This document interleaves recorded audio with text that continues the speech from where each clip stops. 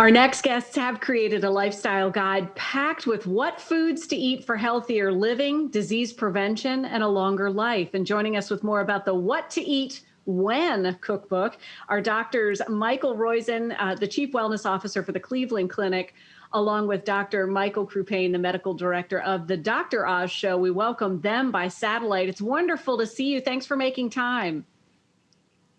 Thank you. Absolutely. You've got an incredible display there, some great examples of exactly what to eat. So let's get started with the what, and we'll talk the when in just a little bit. What are you recommending? So we don't want you to stereotype food.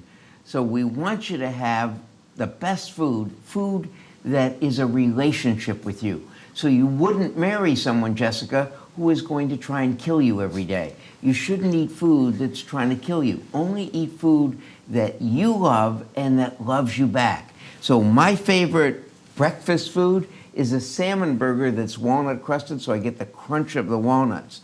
And Mike's is, in fact, cold pasta. The point is, there are a lot of range of foods, even desserts, that you can make healthily. And so one of the things that we do in the book is have a large section on techniques so that anyone can learn how to cook food that's moist without fat, that's sweet without sugar, that's spicy without salt, and that really is great for you. And so as you can see, there's a range of foods here. Yeah, and there's certain foods that people aren't eating enough of. Those are things like Mike's mentioned, things like salmon, fatty fish, nuts like walnuts, whole grains like my favorite breakfast, whole grain pasta, and then fruits and vegetables and other healthy fats like olive oil. And the reason people aren't eating these foods is because they don't know how to cook them, so they don't taste good. So we put a lot of time into putting the recipes in this book to help people eat the what part right, to get all of those healthy foods that'll help you support losing weight, getting rid of chronic disease or preventing it, and make them delicious so you want to eat them all the time. What a difference that kind of preparation can make in terms of your enjoyment, right? If we go back to the marriage analogy, you want to be around and surround yourself with those you love and who are supportive and let you shine. So let's let these foods shine. And that's a great idea of getting started with those. But the what is half the equation. The when is a big part of it too. Yeah. So that all has to do with something called your circadian rhythm, which is your body's clock. And your circadian rhythm's job is to get your body ready to do the right thing at the right time. So it actually changes how your body functions throughout the day to make it efficient. And one of the things that changes that people be surprised by is your metabolism actually changes throughout the day.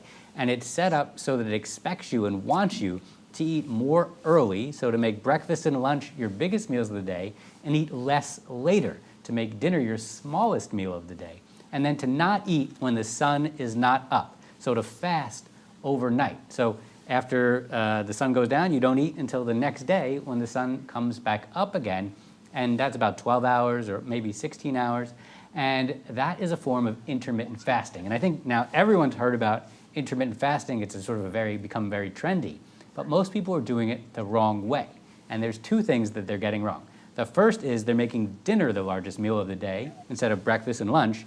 And the other thing they're doing wrong is they're not focusing on the what we started with, what to eat. And that's why we wrote the new What to Eat When cookbook, because we wanted to combine the science of the when with the what, so people could get the maximum health benefits from the food they eat.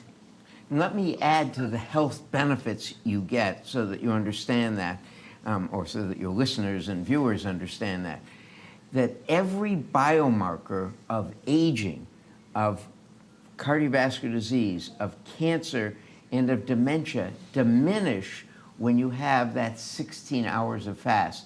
That is, you change which of your genes are on or off, and by switching those genes off that cause those diseases and switching the reparative genes on, you get rid of those biomarkers of aging and of cardiovascular disease, as we said.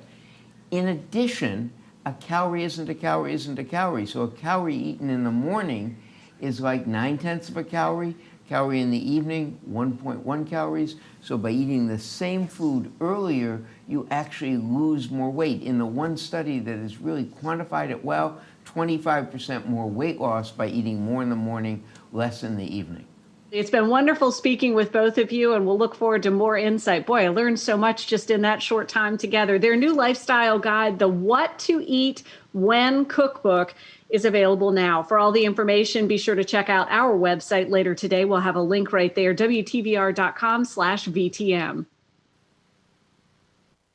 Wow. Well, Bill, that's a lot to chew on there. I mean, from the moment he started, it's such a great way to think about food. You don't want to marry food that doesn't love you back. That's a pretty good way to start thinking about it. It's interesting because, we've all been thinking about diets most of our lives, and we've heard about all these different diets, excuse me, over the years.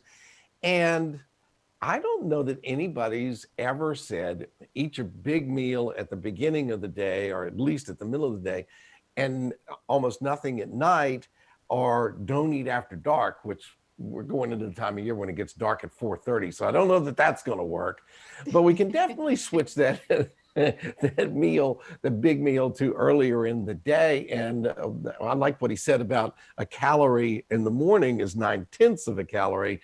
And at the end of the day, it's over one. It counts more than one. And so it's like, oh, all right, that's simple enough. I can actually understand that. And it does make perfect sense. And it reminds me that you really have to plan well. So the key to being able to eat well is to plan well. You can't just, the times where you're jumping out there and you don't really have anything prepared, or you haven't been to the grocery store and gotten the healthy options, that's when you start to get off track. So It's a great reminder for me, especially, have some fruit, but eat that in the morning, not necessarily so much sugar late in the day. But you're right, Bill. With it getting dark so early, that's going to be a challenge for me. I'm going to have to work hard on that. We might have to stretch that just a little bit. Right after dark, maybe. We won't tell anyone, but yes. Okay. But I really do like the fact that they kind of put it, what to eat when is very important. And you got nailed it right on the head there, because, a lot of times I'll just go to the fridge, see what I got. Oh, okay, let's throw this together and do that. You're probably a lot better at planning meals than I am. All right, folks, we have a plan. We're about just barely through the show. Stick around. We got a lot more coming up when Virginia This Morning returns.